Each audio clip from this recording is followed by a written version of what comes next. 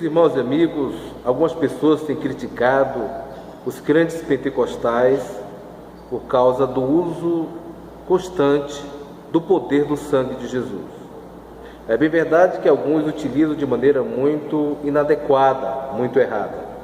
A Bíblia fala alguma coisa sobre isso?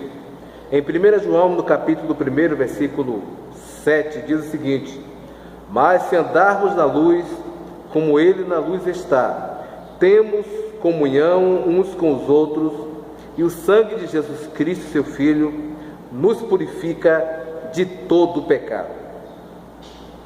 Associar a prática de alguns cristãos ou de alguns evangélicos e generalizar dizendo que uma igreja ensina e faz dessa forma é um pensamento muito tendencioso.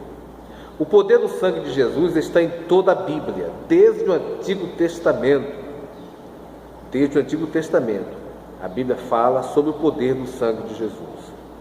Aquele cordeiro que estava ali no monte do sacrifício, quando Abraão foi impedido pelo anjo de sacrificar o seu filho, após Deus pedir que o sacrificasse, e quando o mesmo ia sacrificá-lo, ele foi impedido, porque Deus viu que ele realmente confiava em Deus, e aí o Senhor mostrou para ele um cordeiro que estava amarrado entre as pontas.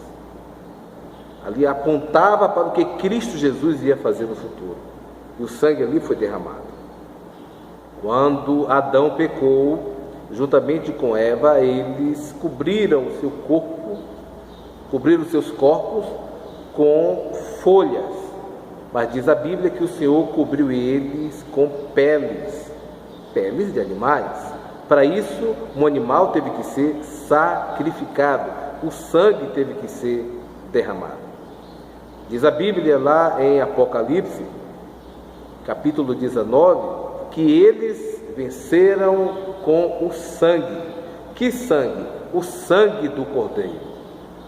Também sobre a história daquela meretriz, aquela meretriz lá da cidade de Jericó, quando Josué foi com Caleb, protegido, escondido por Raabe, aquela meretriz.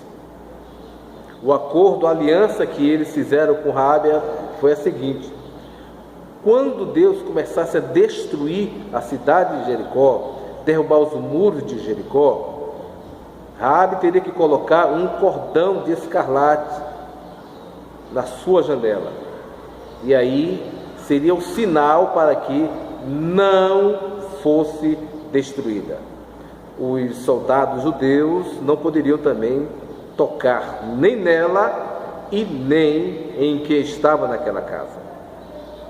Todos nós sabemos também sobre o anjo da morte que passou no Egito, e que Deus havia instituído que toda a família matasse um cordeiro de 1 ano, sem mancha, tá certo? E que o sangue daquele cordeiro fosse aspergido sobre os umbrais da porta, para quando o anjo da morte chegasse e visse na porta o sangue, ele não entraria e não haveria morte. Gente, dizer que é mantra ou que é errado o crente clamar o sangue de Jesus é uma mensagem muito inadequada. Apesar da Bíblia não nos ensinar de que devemos clamar o sangue de Jesus, mas nós temos visto vários testemunhos de irmãos que em momentos difíceis clamaram pelo sangue de Cristo. Vários hinos da nossa harpa cristã, do cantor cristão e de várias outras igrejas falam sobre o poder do sangue de Jesus. Então, associar isto como algo inadequado, como herético, dizer que não podemos clamar o sangue de Jesus, isto é incoerente com a Bíblia. Mas a Bíblia não nos ensina para nós clamarmos o sangue de Jesus. A Bíblia também não nos ensina que é proibido fumar. E nós não fumamos. Por quê? Porque os princípios bíblicos nos ensinam que o nosso corpo é templo do Espírito Santo. e várias outras coisas que nós não praticamos, mesmo que não esteja escrito literariamente ou escrituristicamente na Bíblia, é proibido fazer isso, nós não fazemos, por causa dos princípios. Do mesmo jeito, a Bíblia não nos ensina a clamar pelo poder do sangue de Jesus, mas também não proíbe. É bem verdade que alguns falam aleatoriamente qualquer coisa, vê um gato, vê uma encruzilhada, ou seja, vê uma oferenda, e aí clama o sangue de Jesus. Claro, aí é tomar o nome do Senhor em vão.